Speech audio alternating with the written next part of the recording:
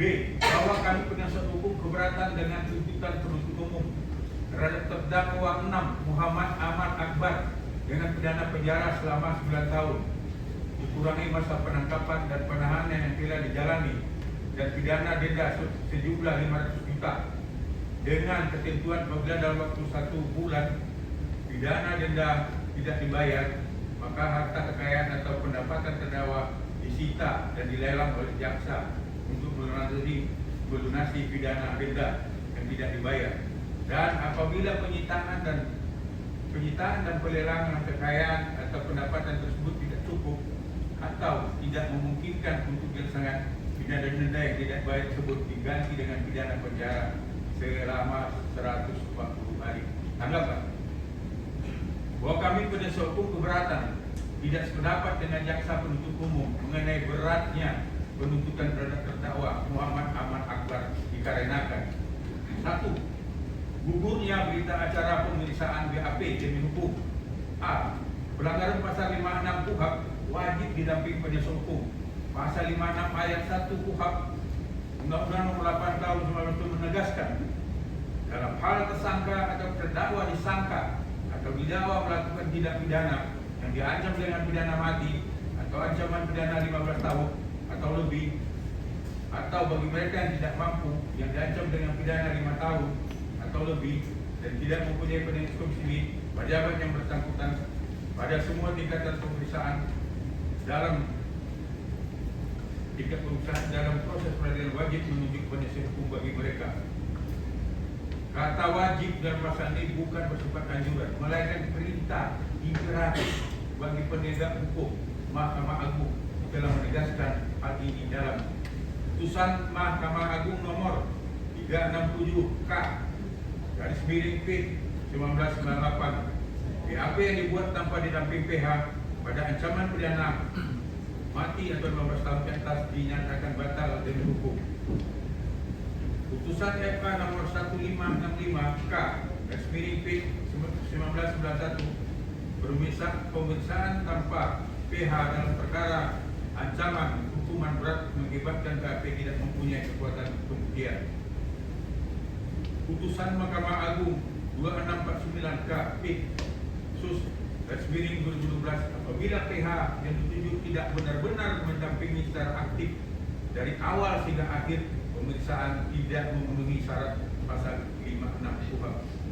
B. Fakta persidangan membuktikan PH yang ditunjuk penyidik Pipin menunggu di luar ruangan dan sama sekali tidak mendampingi terdakwa pada saat pemeriksaan BAP. PH yang ditunjuk tidak pernah berkomunikasi atau berinteraksi dengan terdakwa sebagaimana diterangkan saksi penyidik Bambang Herianto.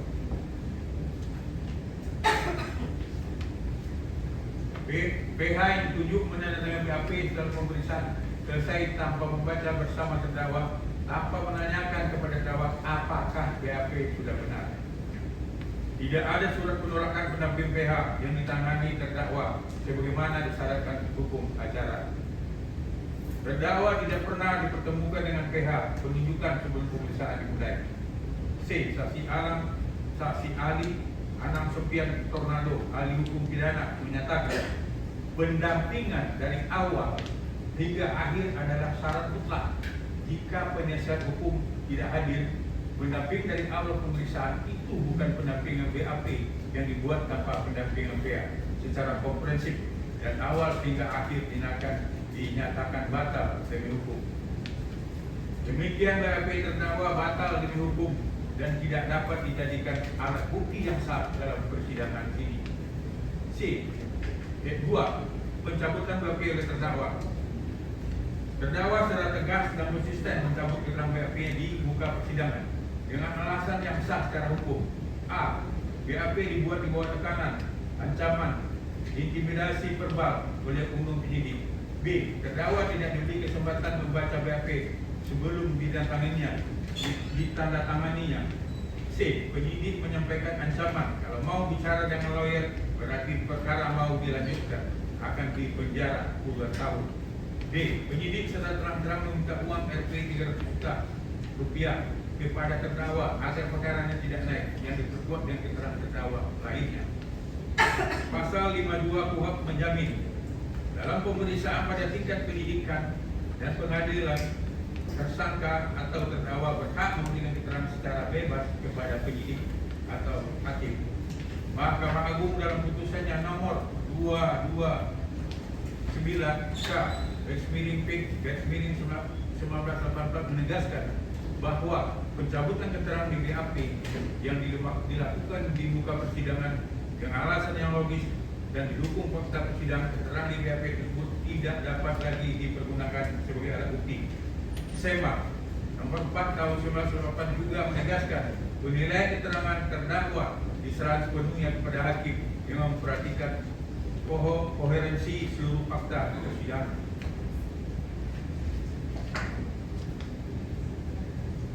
Tiga, lokasi pemeriksaan tidak sesuai BAP.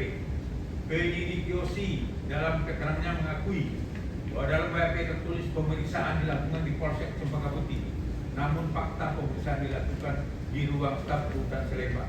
Kesalahan ini bukan sekedar salah ketik, melainkan menunjukkan a. ketidakcermatan dan ketidakprofesionalan yang membuat BAP. B. Kemungkinan rekayasa dalam proses penyidikan. C. BAP mengandung keterangan bohong mengenai tempat pemeriksaan yang merupakan fakta material. 4. Legalitas penggeledahan yang cacat hukum. Penggeledahan tanpa prosedur hukum yang sah. Pasal 3 KUHP mengatur dengan surat izin Ketua Pengadilan Negeri setempat penyidik yang melakukan penyidikan dapat mengadakan penggeledahan rumah yang diperlukan. B. Fakta di persidangan membuktikan tidak ada surat izin penggeledahan dari Pengadilan Negeri Jakarta Pusat. B. Penggeledahan dilakukan oleh petugas lapas, bukan penyidik, namun berita acara penyidikan ditulis seolah-olah penyidik yang melakukan. Tidak ada berita acara penggeledahan yang dibuat oleh petugas lapas sebelum diserahkan kepada penyidik. Tidak ada berita acara serah terima barang bukti resmi antara pihak lapas dan kepolisian. Saksi ahli Dindin, mantan Sekjen Pegawai Lapas, menegaskan jika tidak ada berita acara penggeledahan maka batal demi hukum, karena semua tindakan kepada yang bersangkutan harus berdasarkan berita acara. Penggeledahan yang dilakukan tanpa prosedur yang sah mengakibatkan barang bukti yang diperoleh menjadi tidak sah. Fluid of Depositionus Doctrine yang diakui dalam sistem hukum modern. 5. Tidak hadirnya saksi dalam penggeledahan. Pasal 3 ayat 4 KUHP mewajibkan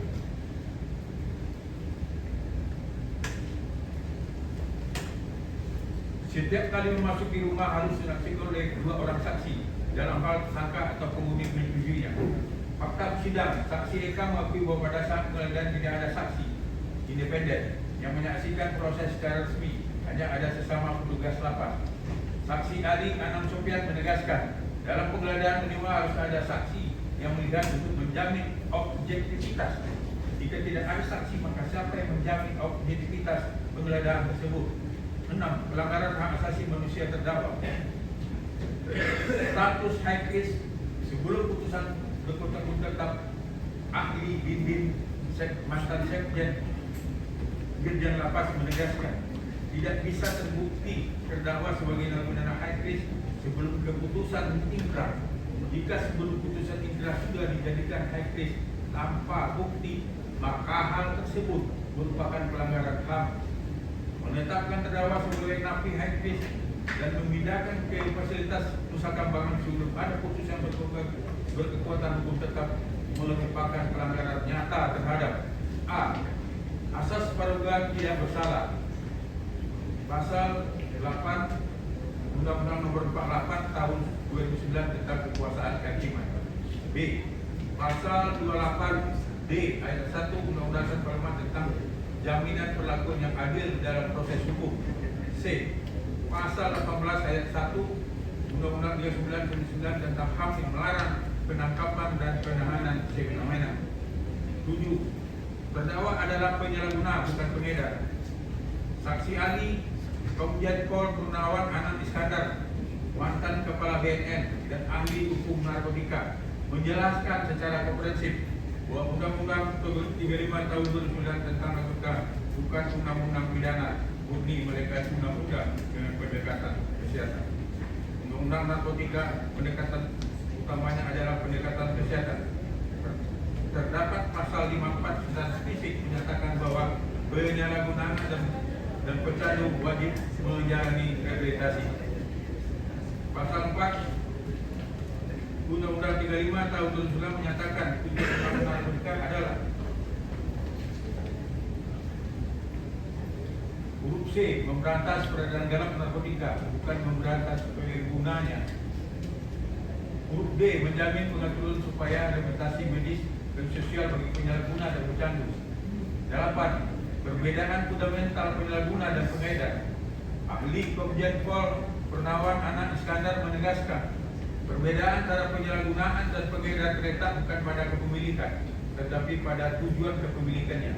Tujuan kepemilikan untuk mengonsumsi itu adalah penyalahgunaan, sedangkan tujuan untuk menjualbelikan adalah pengedar. Fakta persidangan buktikan, terdakwa 3 kali sebelumnya dihukum sebagai penyalahguna, bukan pengedar.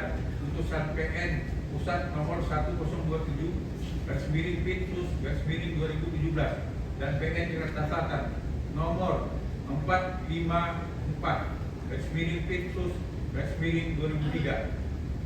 Terdakwa mengakui menggunakan ganja untuk konsumsi pribadi, bukan dijual. C. Tidak ada bukti transaksi keuangan yang menunjukkan terdakwa menjual narkotika kepada siapapun. D. Tidak ada pembeli dihadirkan sebagai saksi. E. Jumlah narkotika yang ditemukan sangat kecil. Paket sabu masing-masing di bawah 1 gram, tidak relevan dengan skala pengedar. 9.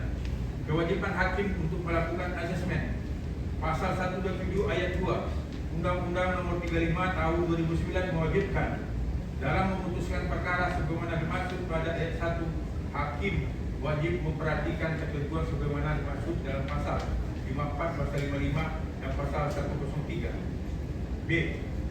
Saksi ahli Komjen Pol Purnawan Anak Iskandar menegaskan, asesmen adalah kewajiban hakim, bukan dari pihak terdakwa. Hakim wajib memperhatikan pasal 54, 55 dan 103 Undang-Undang Narkotika. Selama proses penyidikan dan penuntutan tidak pernah dilakukan asesmen terpadu terhadap terdakwa. Penyidik DOC mengakui tidak melakukan asesmen karena menganggap terdakwa bukan pengguna. Penilaian ini bertentangan dengan riwayat putusan terdakwa yang sebelumnya 3 kali divonis sebagai penyalahguna untuk diri sendiri.